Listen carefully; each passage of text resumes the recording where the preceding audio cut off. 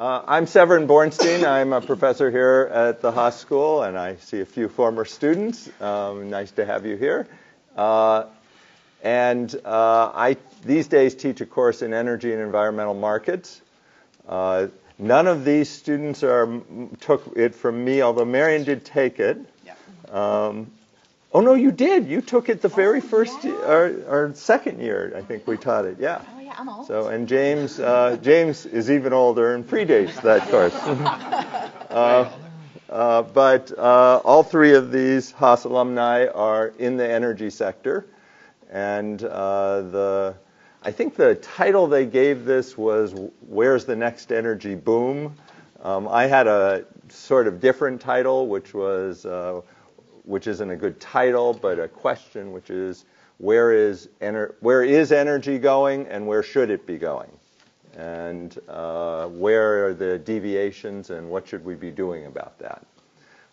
Each of these panelists has a somewhat different take and is working on energy from a different perspective, so I think we're going to get a really broad range. I'm going to let them introduce themselves because I have found that when moderators do bios, they end up emphasizing the wrong things.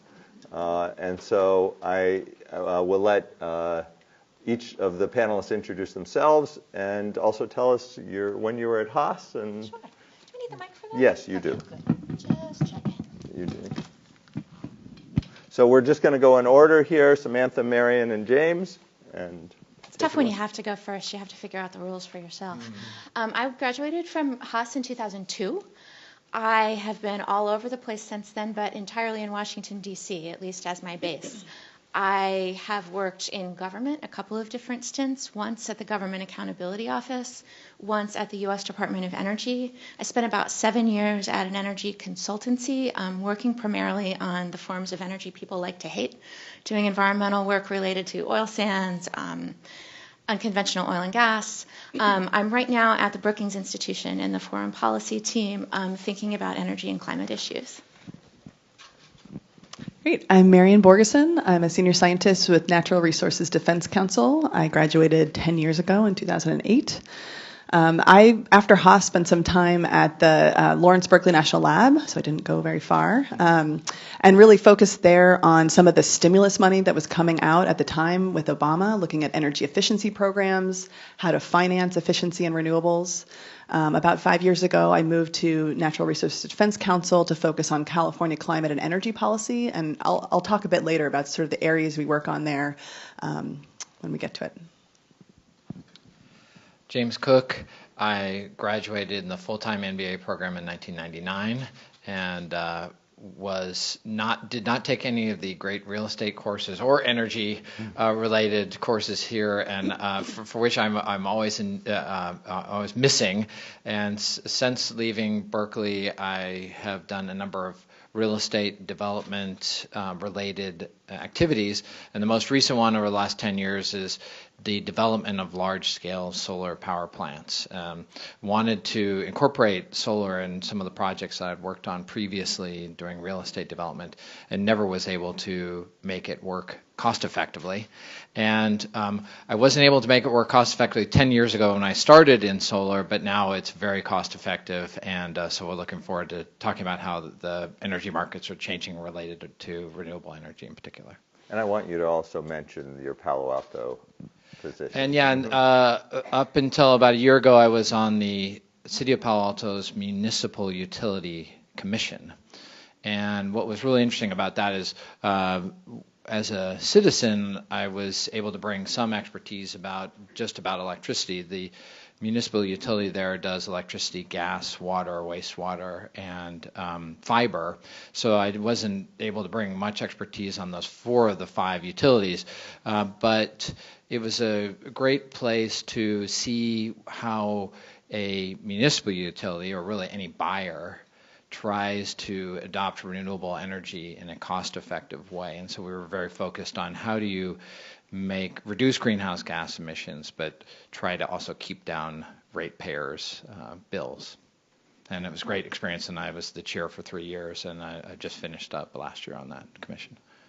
So we're going to start. We're actually going to go in order here with Samantha first, giving a few minutes talking about their view of where energy is, where it should be going, and where it is going, and what their focus is these days of research or thoughts on these. Absolutely. So I'm probably the most global person on the panel, so I think what we'll do is we'll start big and then we'll start to get a little smaller as we head to my left. But I'd like to talk a little bit, I'm going to talk about global energy things. I'll talk a bit about climate and the Paris Agreement and where that stands and what it all means. I'll then move on a little bit to oil and gas markets, just in case y'all are curious about sort of old energy. And then we might move more towards new energy as we go across the panel.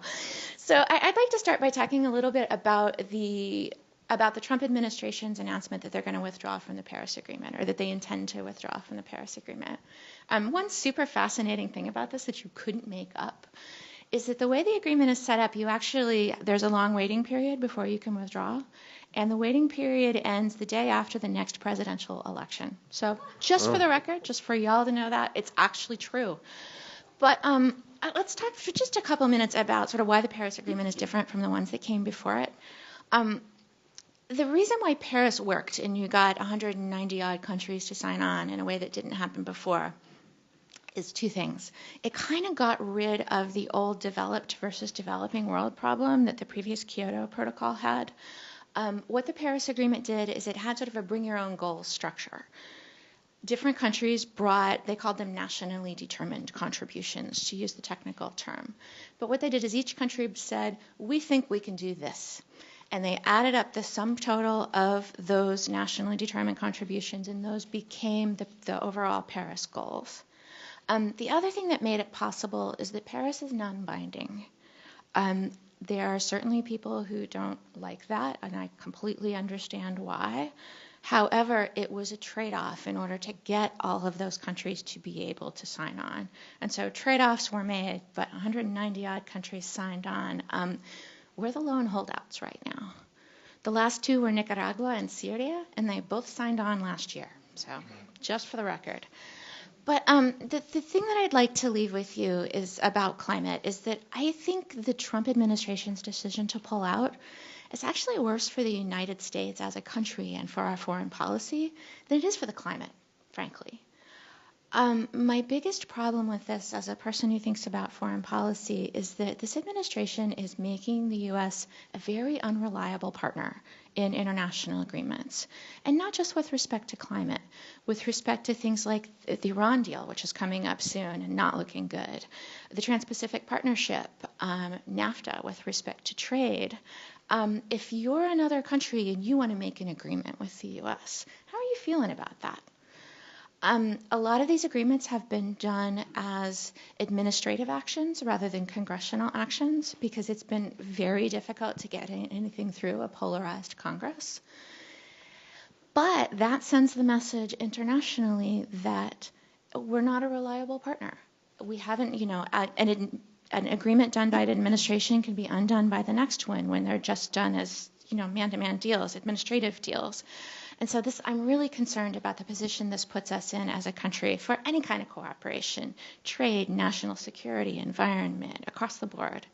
That's my biggest problem, and it's my biggest problem even apart from climate. So the sunny spot, not to be a total downer, is, and this a lot of folks here will talk about this today, is that subnational efforts are preventing there from being a perfectly U.S.-shaped whole in the climate world and in dealing with climate mitigation. California is doing a lot. Other states are doing a lot. States you wouldn't expect are doing a lot. Texas has more wind capacity than any other state, more than twice as much. And so Texas, Oklahoma, North Carolina have serious renewable energy. And so it's not just the super lefty states that you think of. There are others. So that sort of mitigates my issues with it about climate. I'm more concerned from sort of a national security and foreign relations strategy. So I'll just take a couple minutes to talk about old energy issues. I don't want to call them old energy because I think we're going to be in this business for a while. But I'm kind of the person who's going to think about oil and gas, and so I want to throw some ideas out there. The first thing that's just has completely changed the global oil and gas situation is the incredible boom we've seen in U.S. Oil and natural gas production in the last 10-ish years. Crazy phenomenal. Nobody saw this coming in the international world, and it's really remaking global energy markets. We saw an oil price crash starting 4 years ago, ending a year ago, so about a 3-year oil price crash. And what happened is, in order to sort of turn the tides, OPEC is still there, and they're still powerful. But what happened is they ended up joining up with the Russians and a few others for sort of a super OPEC deal, let's call it, that in order to reduce production and start shipping prices back up and inventories back down. That's just a completely different situation than we've seen in the past. It shows a much less powerful OPEC that they had to bring in the Russians in order to sort of change the scope of markets. This is in large part because of the change in U.S. production. This is a serious change. The one other thing I'll say to bring Trump into the story again, is that you see this real deregulatory push on oil and gas here in the States. It bums me out a little, and I also think it's not necessarily the best thing for the industry. You see some loud people, people in the coal business, for instance, or independent producers who aren't really household names, and they'll push for deregulation. But I've had conversations with people from very large companies that you've heard of, and they're concerned about this. They're concerned about sort of a whipsaw effect when we get a new administration and everything changes. They're also concerned about how this plays out with the public and whether this changes how people feel about the industry, their level of trust. The technical term is social license to operate, which isn't really a license, but it's sort of, does the community support what you're doing? They're concerned about this. And so I've been in situations where I've heard Trump administration people speak at conferences, and I've been around industry people who are kind of rolling their eyes and chuckling uncomfortably. So it's a good thing to know, and it'll be interesting to see how this plays out. Should I talk about global gas, or should I pass it on? Yeah, say a few words about global Checking my time. The other thing, natural gas used to be, I learned this from Severin at the first, used to be very much local fuel, or much more local. Liquefied natural gas is really changing the nature of gas markets. They're starting to become more global and look more like oil markets than they used to. The U.S. is starting to become a leader in this too. We're actually a net exporter of natural gas now, which is phenomenal and not expected a few years ago. A lot of that goes by pipeline to Mexico, but we're starting to send gas all over the world to various places. And this is, again, it's changing the U.S. position in energy markets. It's, at least you can say what you want about regulation here, but we by and large, the industry's regulated. We're at least working towards doing the right things. And this is great for markets. The U.S. has very flexible contracts. It's the kind of thing that could really increase natural gas use around the world with carbon implications that we can talk about later and in the Q&A. But it's really interesting to see gas markets change from being a more local thing to a much more global thing. Thanks. Sure. Mary? Thanks. I like how you look at me when you're talking about the the regulation of the gas industry. We do sue over that sometimes. It's all good. It's all good. So when I tell people that I work at NRDC, I usually get one of two responses these days. Either, I'm so sorry, that must be hard, or thank you. And I'm in I feel very privileged in my role right now because I focus on California climate and energy policy, and so many of my colleagues in DC have had their jobs completely change in the last, since Trump was elected. Their job is now to slow things down instead of creating new models to move forward. And so that's really hard. I'm really glad that they're doing it, and I'm glad that I'm in California, able to try to create sort of the next generation of policy and figure out some of the problems that we need to figure out if we want a highly renewable energy system. So I'm grateful for that. I think what I'd like to tell you guys is just some of the things that are going on in California that may be of use or of interest that are sort of different or relatively new given where we're going as a state. So you may know that we have a 30% renewable portfolio standard, and it's going to go to 50% by 2030. So, and that's on the electricity side. 50% of our electricity will be from renewables, and that doesn't include a lot of our hydro resources. So in terms of low carbon, it's going to be even higher than that. And when you think about really ramping up renewable resources, primarily wind and solar, which are variable based on the wind and sun, you run into a lot of really interesting problems, mainly that they're variable based on when we have those resources. And so California is at this really interesting point where we're leading the nation in terms of where we're going with an RPS, and we're also having the opportunity to figure out, like, how do we figure out all the resources that we need to be able to manage that variability. And so in California, some of the things that we're spending a lot of time on right now are looking at flexible resources. How do we have the right load following resources, whether that be turning on gas plants at the right time, using demand side resources where you might actually modulate how people use energy, often without them even noticing, with their permission, but without them like getting a reduction in service. So you might turn off lights or have contracts with commercial customers who are willing to change their energy use if they get paid to do that. Other forms of flexibility are things like batteries. I mean, storage is a really amazing resource, and our independent system operator, the entity that's managing the California grid, is actually looking at ways of incentivizing batteries to suck in energy in the middle of the day and put it back on in the evening, where we have these really extreme ramps.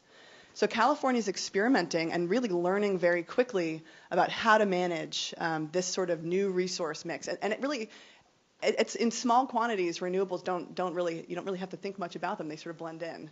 As you start to ramp up and have really high concentrations of renewables, then you have to start managing the system much more actively and figuring out market products that may be able to deal with this, rates and incentives that actually align people's energy use with when energy is expensive or available. So that's one thing that's really interesting. One of the things that NRDC has been also working on is a regional grid where we can more easily transact energy outside of our borders, so that we can have sort of the averaging effect of wind from far away or solar from Arizona, so that we can, as a region, start to be able to balance our energy resources even more affordably. So that's a really big priority for us right now, and we're actually getting a lot of pushback from other environmental groups and others to that. But there's a bill right now that we've been working on for a long time to help expand our current independent system operator into a wider region. So that's one thing that's, I think, really important in terms of what California is learning. Another really interesting thing happening in California right now is this movement towards CCAs, or community choice aggregation, where local municipalities can essentially take their load away from the electric utilities and start to manage buying resources on their own separately. We have 13 CCAs already started up in California, and like a huge list in terms of growing number of CCAs. The projections are pretty extreme in terms of the percent of load that will be served by these CCAs, somewhere between, depending on who you talk to, like 30 and 50% of all load could be through CCAs in the relatively near future. We can talk more about that if you're interested, but one of the things there's a few things about CCAs that are interesting. One, so far, most of the local governments that have pursued CCAs are more green and want to do more than even our state laws require. So they're saying that they always offer like a 50% renewable product already. They're trying to put solar and other resources in the community and directly benefit local workforce. They have a lot of community and environment focus motivation. That's not necessarily going to be true for every CCA that starts, though all CCAs do have to follow most of the state regulations around, for example, our renewable portfolio standard.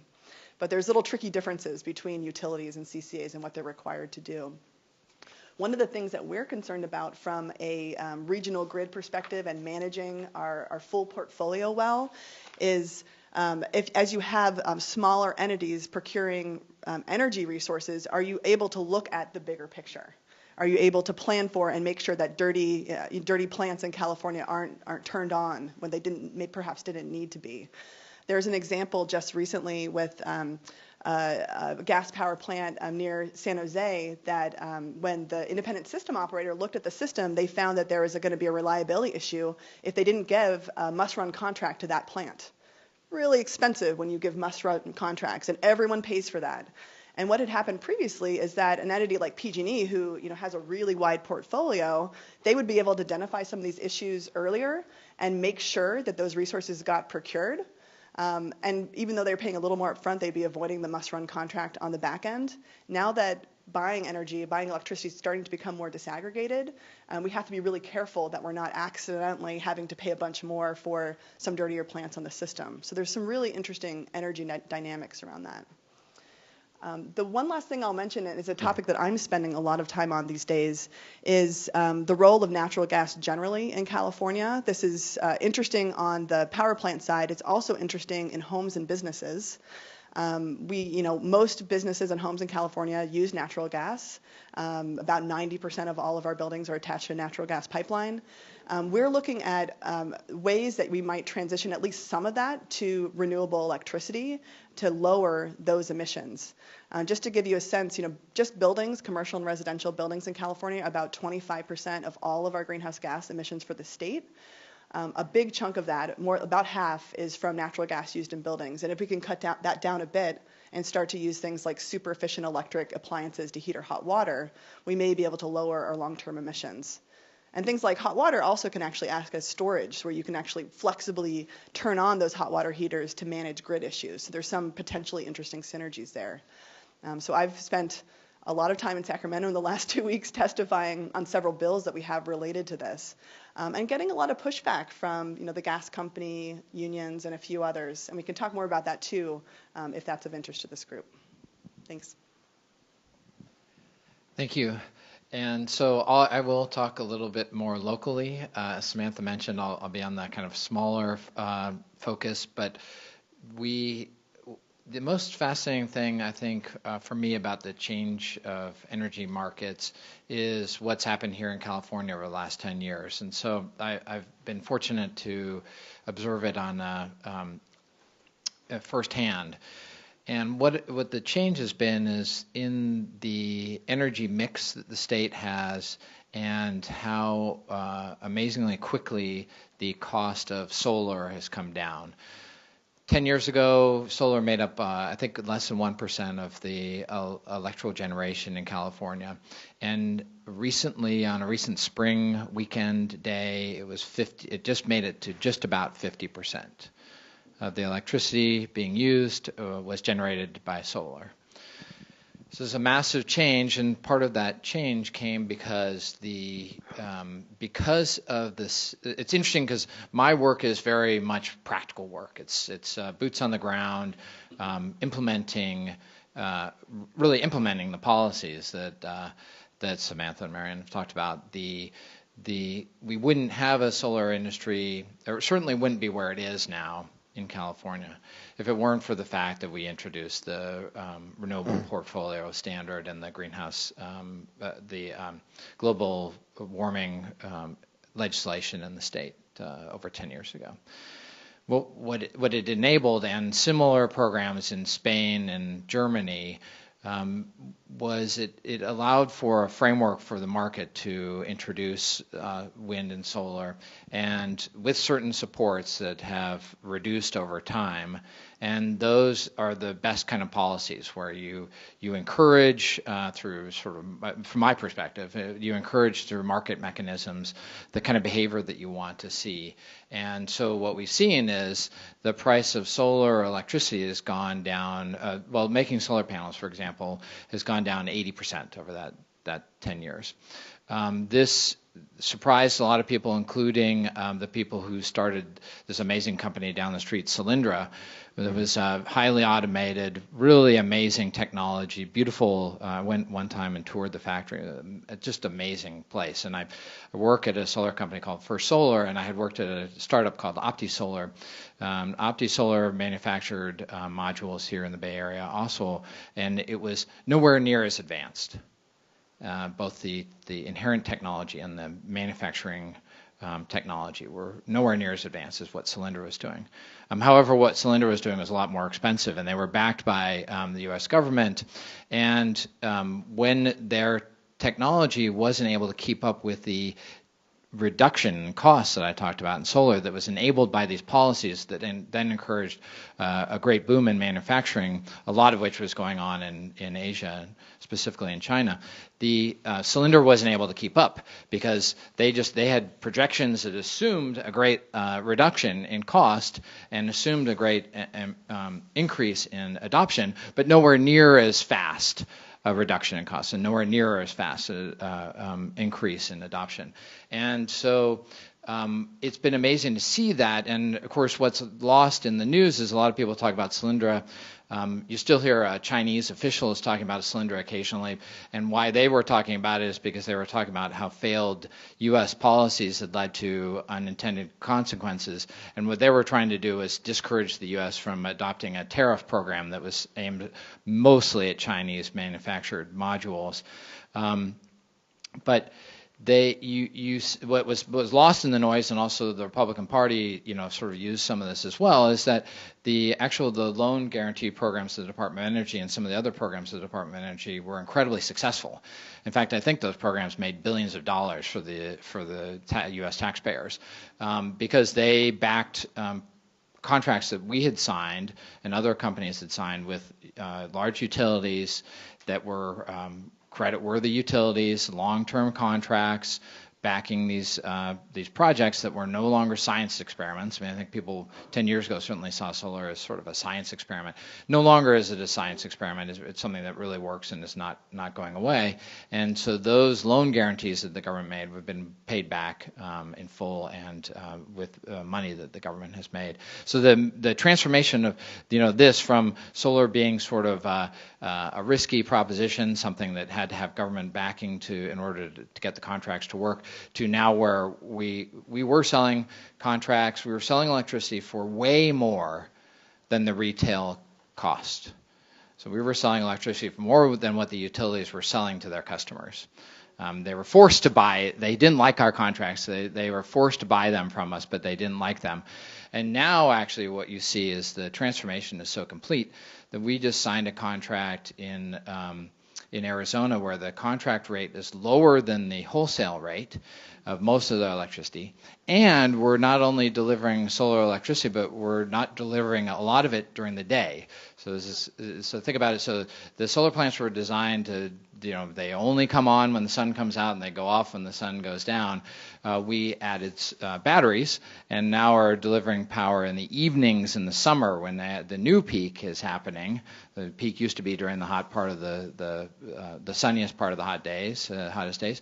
And now the peak has moved over because the solar now is kind of shaved off that peak. Now the peak comes in the evenings. And Merrian was talking about the difficulties that creates for the grid because you now have to ramp up a bunch of other resources. But what we call solar 2.0 and 3.0 are now here, where we can, with the use of batteries, now we can provide solar generated electricity at any time of the day, and we can also provide it cheaply because batteries have undergone an even more dramatic drop in cost and increase in adoption, again, thanks to some foresight in policymakers, largely in California.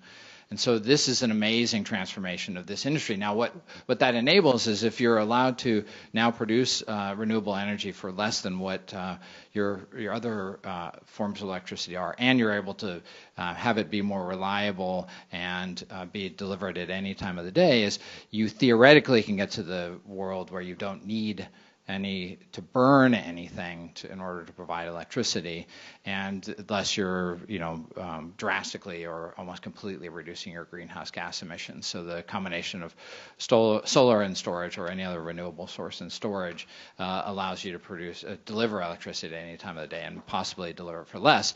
And so then the next frontier is making sure everything that needs something to operate, hot water heaters, vehicles, so buildings and transport, which which are kind of the next great greenhouse gas emitter parts of of our world, if you electrify them, then you really get to see huge greenhouse gas emission reductions. So that, I think this change, and also the change Merrian was talking about the players in the market, are these amazing changes. So if I could just add one more thing.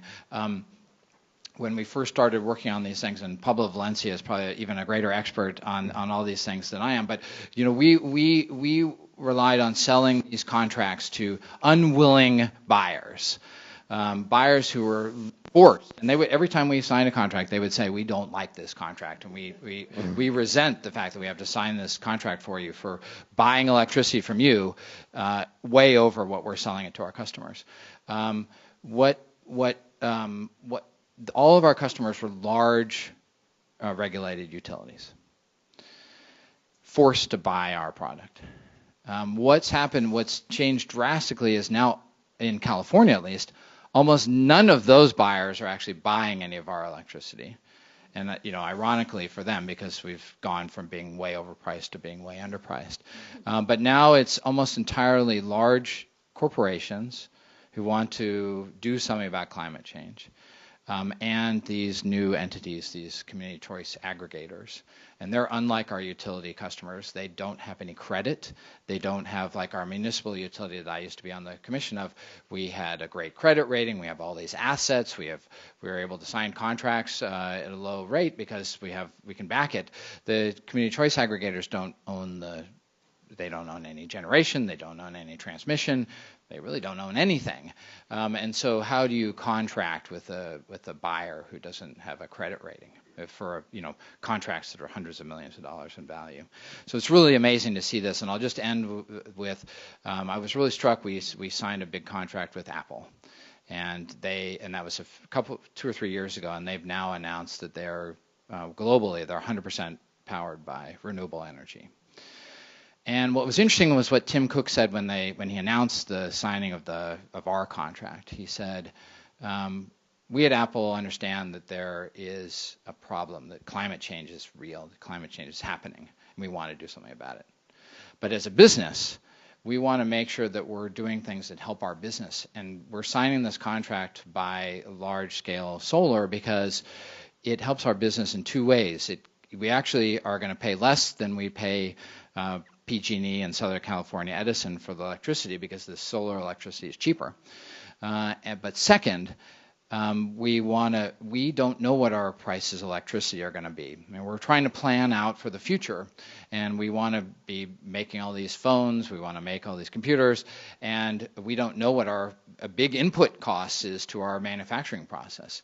And with solar, they know exactly what their price is going to be 5 years from now, 10 years from now, 20 years from now, 30 years from now. So it's just an amazing transformation from these sort of unwilling buyers paying really high prices to willing and eager buyers buying based on business needs. Thank you, James. I have 3 or 4 hours worth of questions here. So I'm struggling with whether I should just start asking or we should take questions. Why don't we take a couple questions from the audience, and I will chime in. Yes, sir. And please identify yourself. Hold on just a second, in case I'll give you a mic. Thank you. This is James Aaron from class of 03. I have a question for James, actually 2 questions. PG&E, you said, is not a current buyer of solar. I'm curious why, if that's due to their legacy cost infrastructure. And then secondly, where do you see in 5 years, 10 years, the per kilowatt hour of solar versus other forms? Yeah. Because I can't help myself, can I add on to that? You talked about batteries as sort of making the firm product. Are you really saying that we can go to batteries and solar as a completely firm product that doesn't lean on the rest of the assets at all, or where are we? Okay, so the 3 parts as quickly as I can. PG&E is not, is this on, Steve? Okay. The PG&E is not a buyer in the market right now.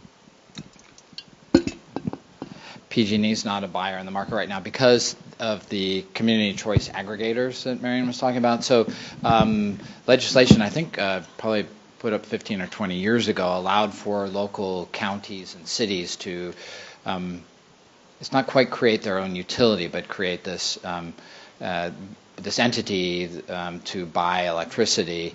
And for a long time, this legislation was not used in any way until a group in Marin, at the time called Marin Clean Energy. They've changed their name to MCE because now they cover a much greater geographical area.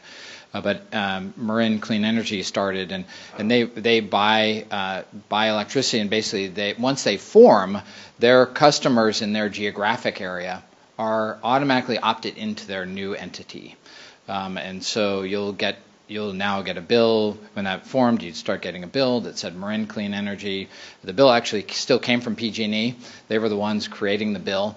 They still owned all the transmission, and they, at the time, still owned all the generation, or they had contracted all the generation. But now Marin is now taken over the contracting portion, but not the wires, and maybe they've taken over the billing portion, but a lot of the maybe not. But so it's kind of an odd, it's a sort of an odd pass-through entity in some ways, but they are now our greatest customers in the area because they are the ones doing all the procurement. They're trying to reach their RPS standard, their required standard to get enough renewable energy, and what they're able to tout is they're able to go to their customers and say, hey, we have three great things for you. We have local control, and the kind of stick it to the man kind of thing. Hey, you can, instead of being with the big utility, you can go with us. We're local guys. 2, we provide electricity that is greener. And part of why they're able to provide electricity that is greener, and that's for one of their selling points, is that the electricity now that they contract today is much cheaper than the overall mix that PG&E owns. And so they're able to say, hey, we can also provide this cheaper, this greener energy at cheaper rates because they kind of came later in the game. And as a result, PG&E is saying, hey, wait, if I keep on procuring, I'm losing customers to these new entities, these CCAs. I don't really need to procure anymore, and so they not only reach their greenhouse gas or their RPS goals, but then they're now shedding customers to these CCAs. So that's why they're not in the market. And the second part of the question was. Yeah, solar in the next 5 or 10 years. So we do know where the solar is going in the next 5 or 10 years because my group, we develop projects and we contract. I'm starting to develop a project today that won't come online until 2022 or later. We know exactly where the prices are going. They're all going down. Now there's a blip in this, in that the one kind of remaining, or there's two, but there's one big remaining support for solar is there's investment tax credit, and you hear.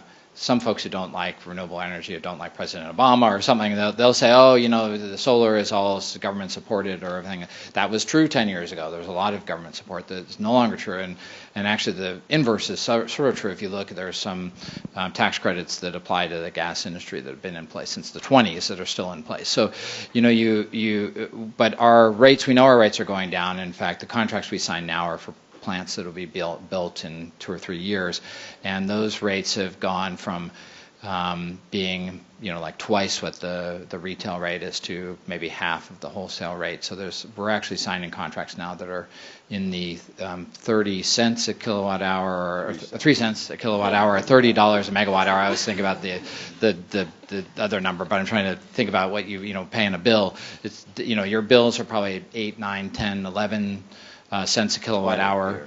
And okay, so yeah, if you were in the city of Palo Alto, so those, we're selling for 1/5 or 1/8 of whatever the rate is that PG&E is charging you. So we know those, we're signing those contracts now that are 3 cents a kilowatt hour, and actually in Mexico, they most recently had an auction that was between 1.8 and 2 cents a kilowatt hour for their rate. So these are coming down a lot. And then to answer Severin's question. So yeah, actually, building on that statement, when you firm that, or what are you actually selling, and how do you compare that to a completely controllable gas plant?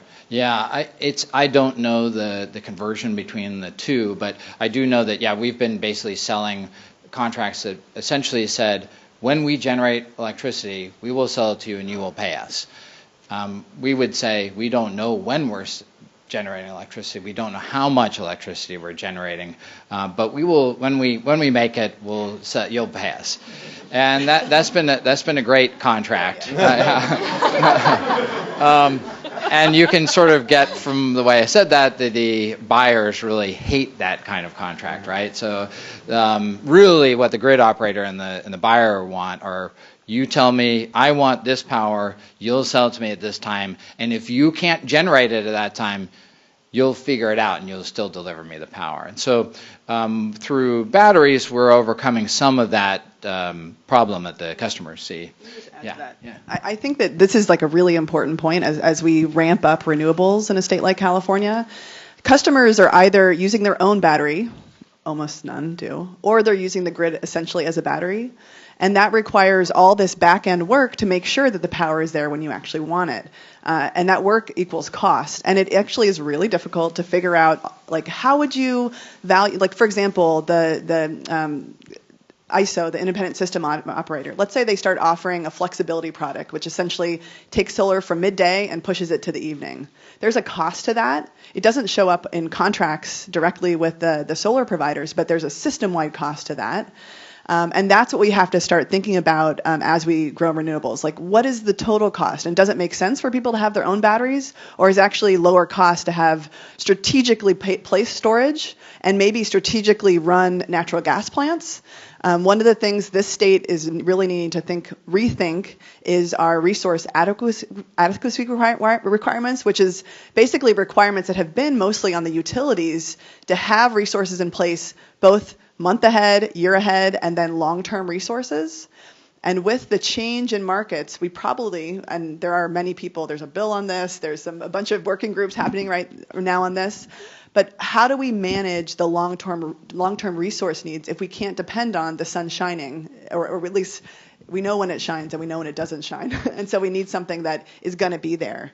This is an issue all over the globe. I mean, in places where there's renewables that are ramping up, the question for a lot of regulators is, do we keep our gas plants? How many of them? Which of them? Is it going to be the super old ones that are cheap now because they've already capitalized other costs that stay on? Or can we get the new ones, which are more expensive in some ways, though from a climate perspective they're not, and they're actually much more efficient? Do we make sure that some of those stay online?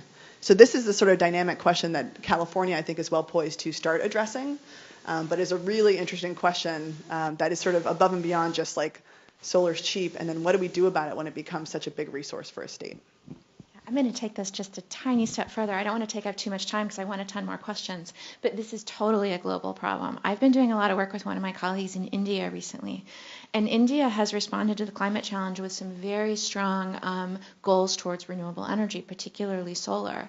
But the challenge for them is, how do they account for these system-wide costs? And they're having a really hard time doing that right now. You think about some place like California where by and large, the state is on board, and it's a wealthy state, and you take this and you translate it to India, where there's a much poorer state, a tremendous amount of wealth disparity. Fossil fuels really, or coal in particular, really knit into the fabric of the economy, and this problem just multiplies. And so, yes, solar is getting cheap and it's wonderful, but sort of how it's cheap in a certain way, but how you integrate it and how you make this work as a part of a total grid is something that we're all wrestling with right now, and not just in developed countries.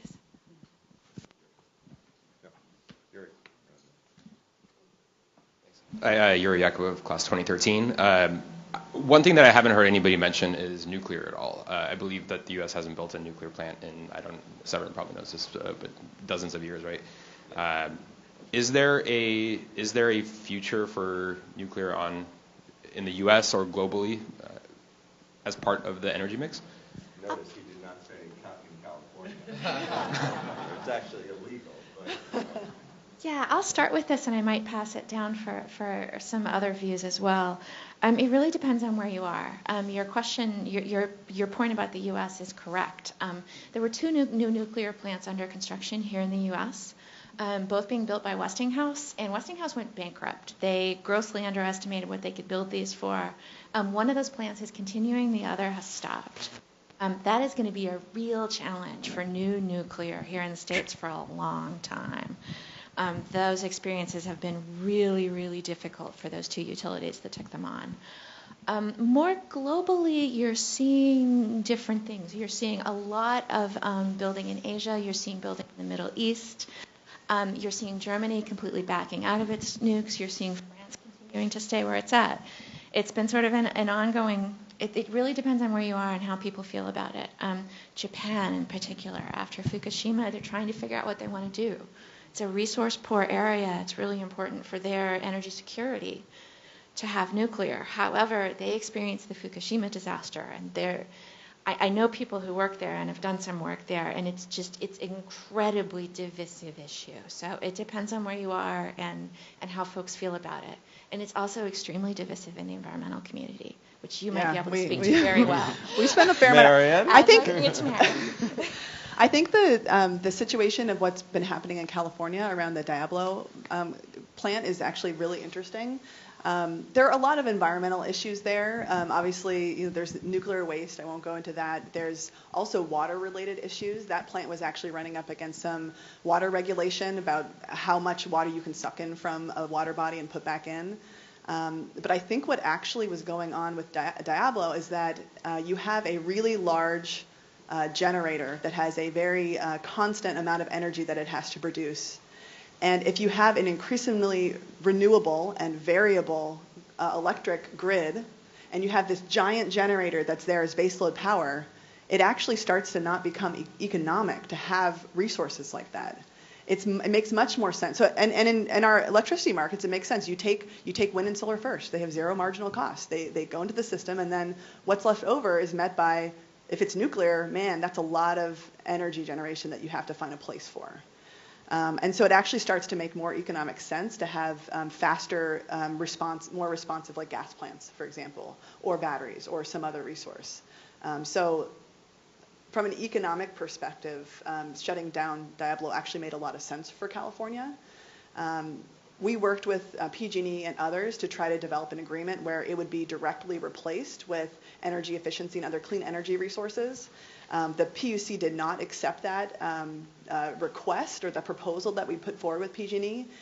We think we'll still be able to replace almost all of that capacity with clean resources in California. So there might be a little uptick in carbon emissions, but it's going to come down pretty quickly. So in terms of carbon impact, I think we're going to be able to move forward fine without it in California.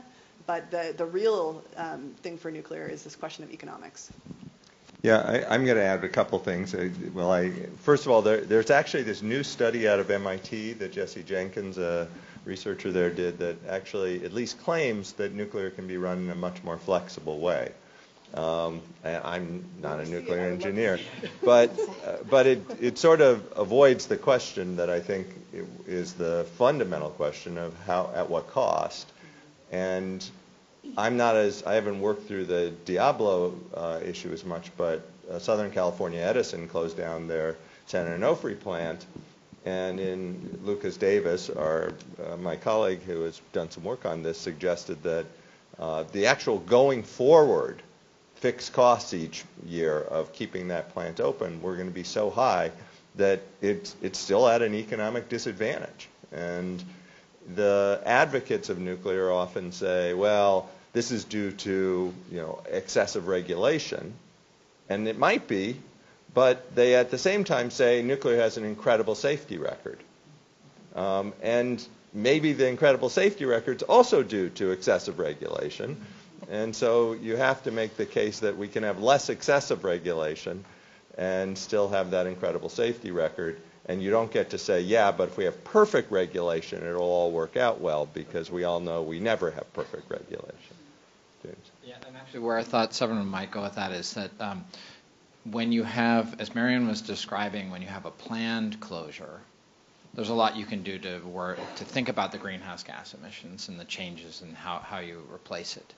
When you don't have a planned closure, when you have a nuclear plant that closes suddenly, you actually can have a problem with greenhouse gas emissions. So when San Onofre closed, greenhouse gas emissions went way up.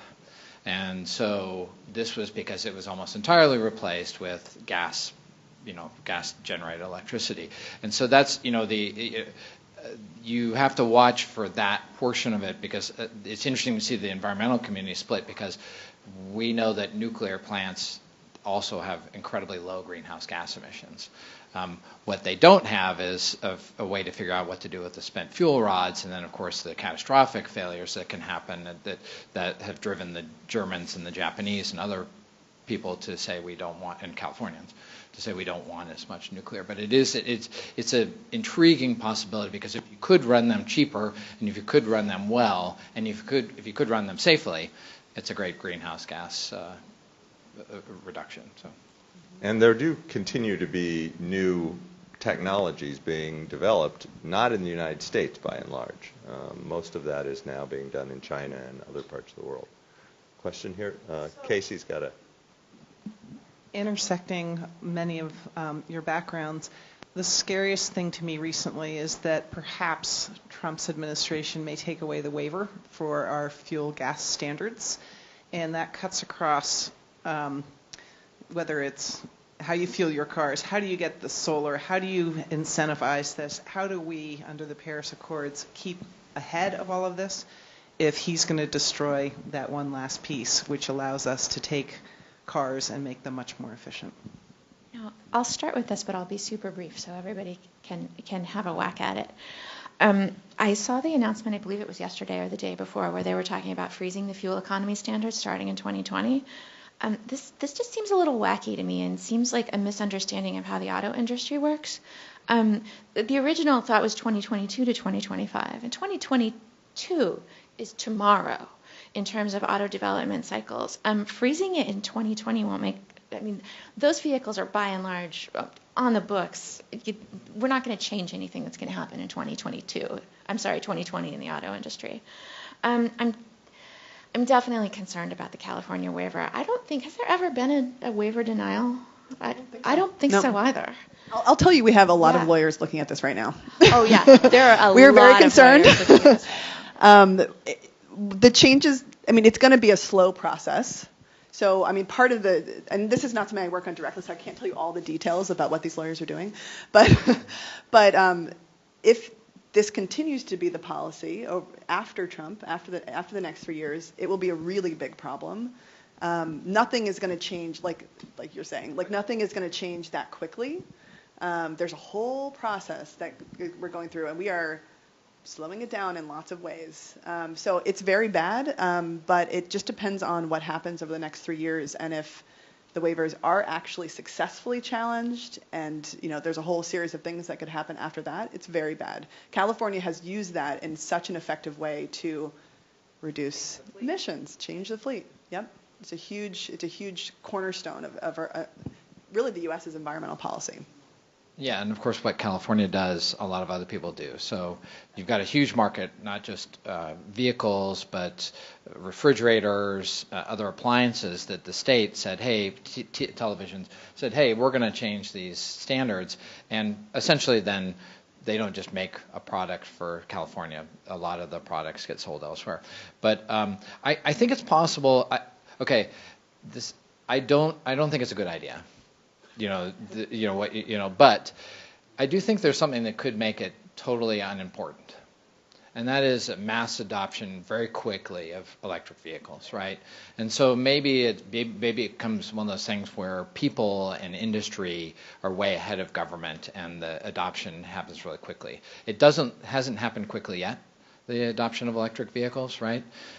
So although we are going to get to our initial goal of 1.5 million electric vehicles in California, now the governor's upped that to, I think, 4 or 5, and other people are pushing for 6.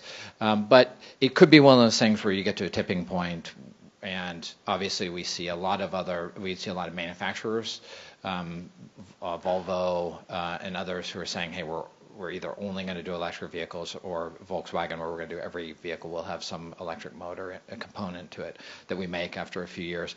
But then you also have China and the UK saying only electric vehicles after a certain year of 2040 or 2030. So it could be that these vehicles, if you can get especially batteries cost down, they're very attractive vehicles, right? They're fun to drive, they're zippy, and when you get enough range on them, and you get the batteries really cheap, it could make there could be this huge mass adoption. So it may make these issues moot, but we certainly, I would still have all those lawyers working really hard. I don't want to count on my fantasy being the driver.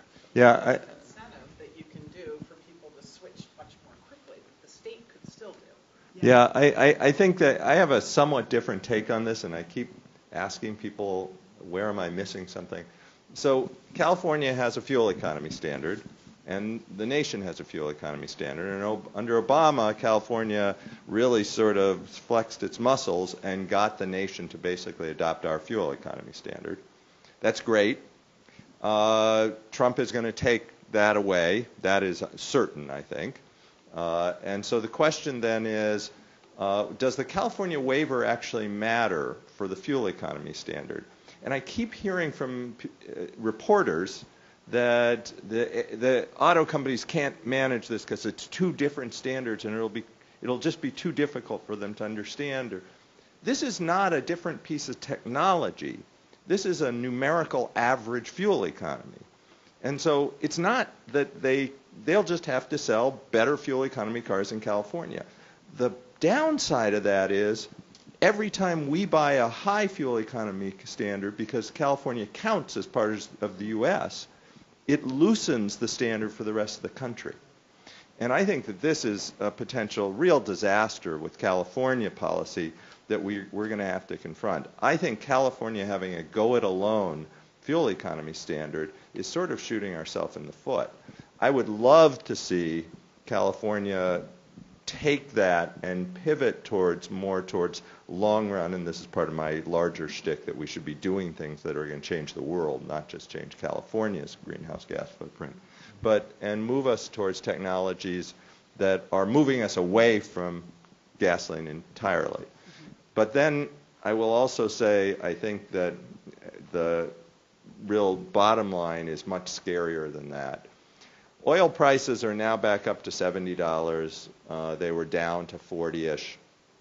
They fluctuated. We saw a huge drop in 2014, basically because of about a 3 to 5% supply-demand mismatch. So then ask yourself, what happens to oil prices if we manage to take 20% of world demand out? The price would be in the toilet. It would be $20 a barrel. It would be. So what I tell the students when I talk about this is, if you want to have a small, successful alternative vehicle business, you have to beat $3 a gallon. But if you want to change the world, you probably have to beat $1 a gallon. And that sort of just is pretty daunting. Now, EVs, if we can move to very cheap renewable energy, in some sense, maybe we can make the fueling cost much less relevant. But you got to make the battery cost cheap enough that even when you add the fueling costs, it can be cost competitive.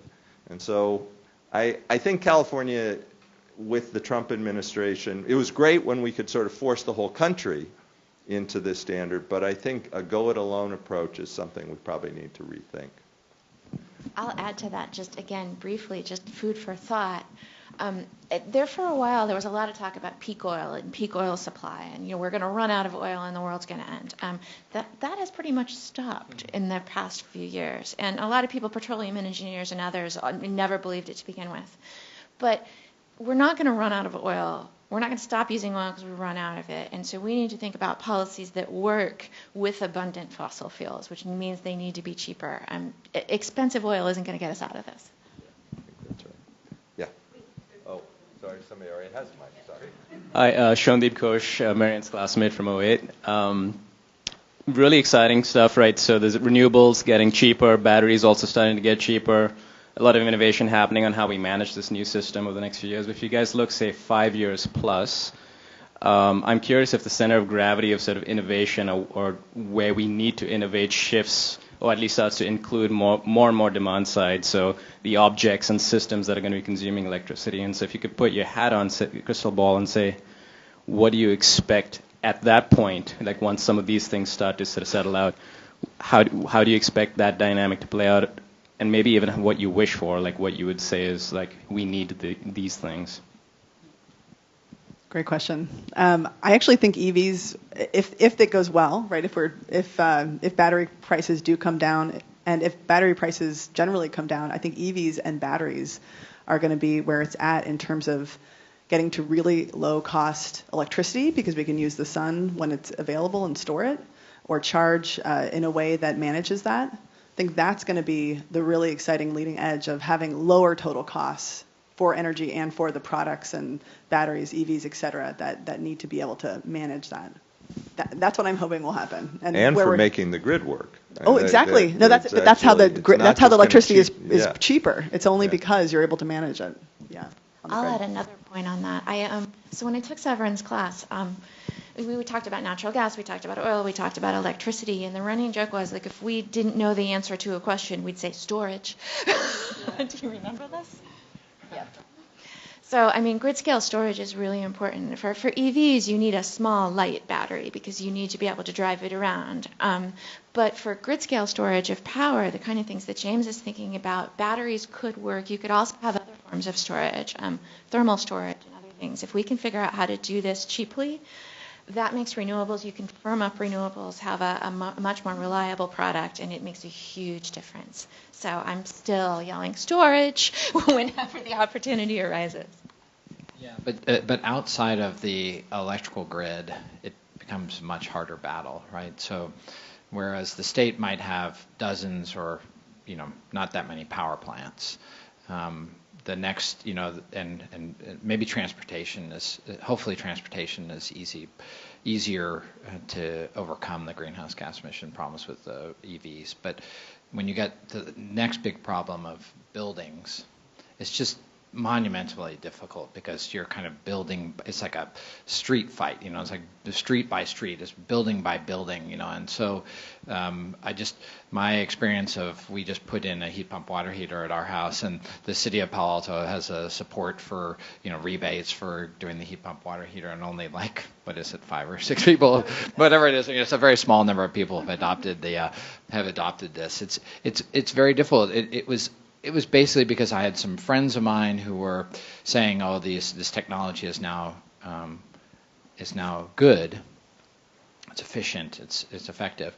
But then I had to say, "Well, I'm going to pay more for that than I would have paid for the other thing," or even harder if you just got an existing building and you really want to replace thousands of dollars worth of appliances. For the environmental benefit. I think that's where it gets so difficult. And so I think you're right of where the direction is going, where the thrust will have to be, but I think it's a much tougher battle, it seems to me.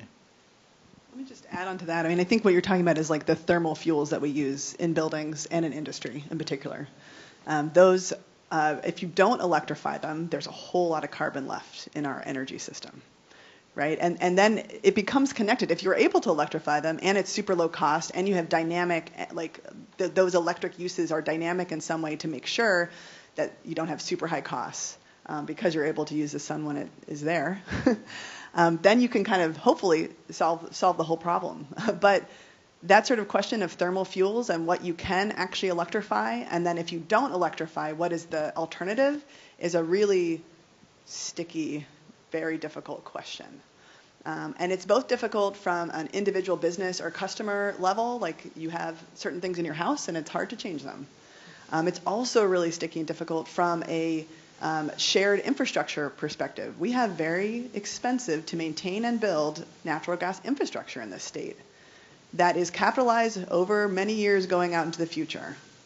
And if you start reducing the usage of that system, both the remaining customers have to pay for that system, and you have to deal with the issue, like at some point it's not going to be economic at all to maintain. And then, but you have to maintain it because otherwise, San Bruno could happen again. You can't just leave the infrastructure with a few people on it and not maintain it. So when we've talked to folks like at the Public Utilities Commission, and are like, you know what, we're really going to have to think about thermal uses in buildings, they're like, what about the stranded assets?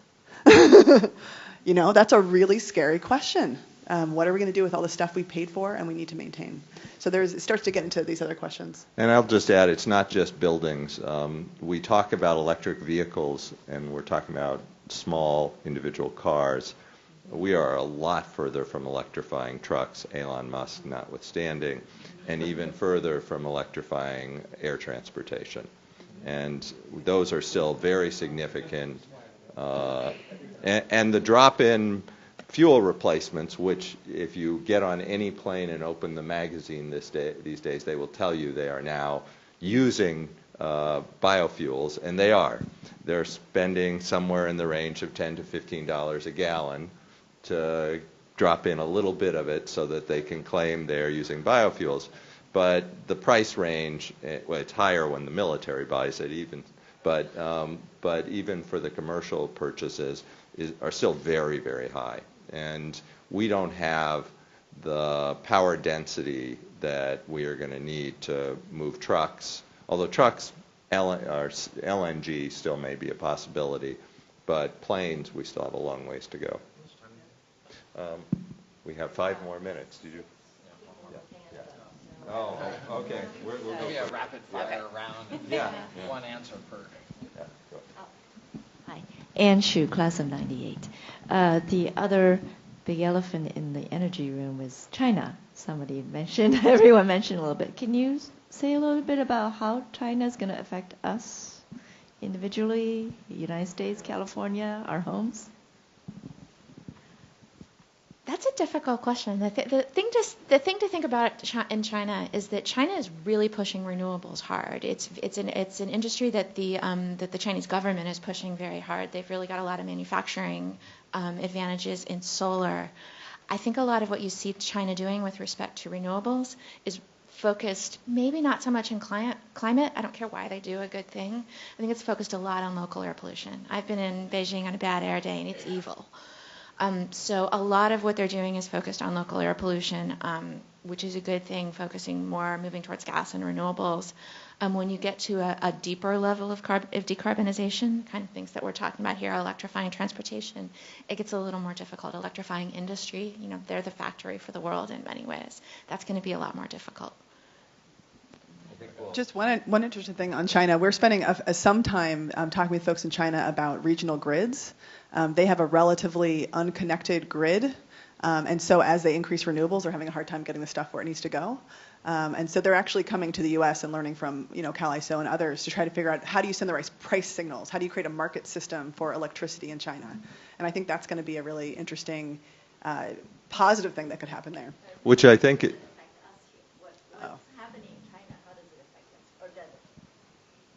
I think mostly the learning is going from here to there right now. At some point it is going to come back more, and probably more on the individual technology side. Right now China is coming here to learn a lot about grid integration and about cap and trade markets. But they're keeping the renewable, they are buying so much renewables. We will learn from scale, about scale and deployment from them. Yeah, that is. Greg Wolfson, class of '93.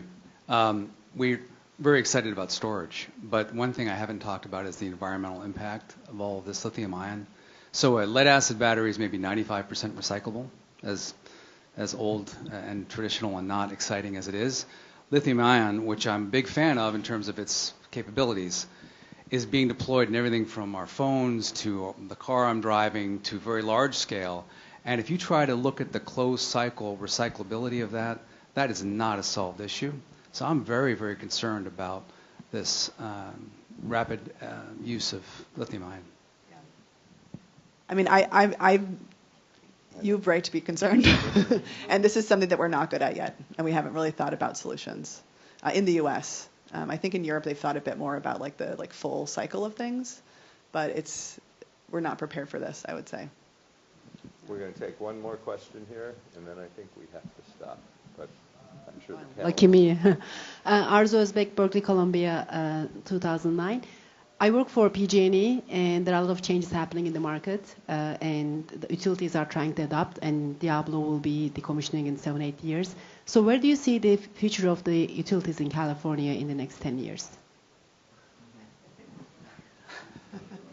Well, they will still be here. Challenging. Sometimes if you have a forum where there's a lot of folks who are working for CCAs, they're we're going to take over. It's no, actually the utilities still control all the system, the physical system, and how that's managed. So there's going to be a huge and growing role for utilities.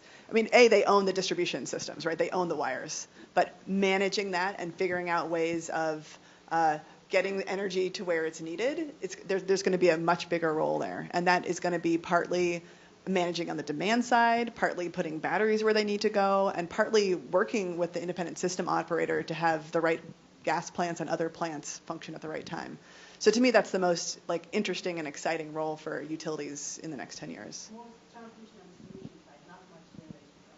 Not much generation, although they, I suspect, are still going to be the center of the state policy. State legislators and regulators love to have their own special programs, and they hate to pay for them through the state budget. So the cheap way to do it, is to put it into electric bills. So if you look on what's on your electric bill and why the average residential customer is paying 20-something cents a kilowatt hour, it's not the wholesale price of electricity. It is energy efficiency programs and expensive renewables from 10 years ago and so forth. I actually think that the future of the utilities is very much in doubt financially. I think they will be here. But when you look at the wildfire issues and the CCA issues with the current financial arrangement, I think there's a real financial risk associated with them. We got to have them. We're going to have them because we're not going to go to complete distributed generation. But I could see some big bumps along the way as the state tries to catch up to what's going on in the rest of the financial side of it. Yeah, and it's kind of interesting to see one of the things that the utilities are doing in order to keep the business going is to adopt electrification.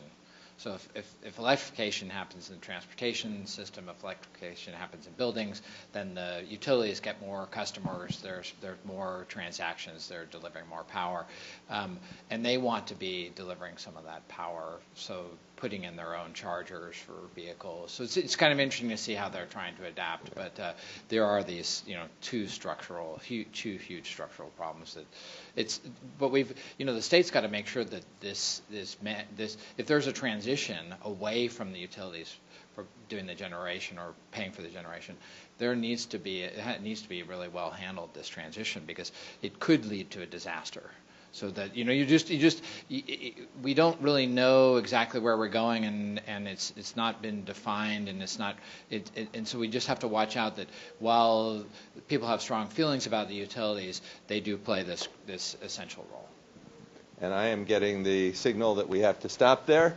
Thank you all for coming.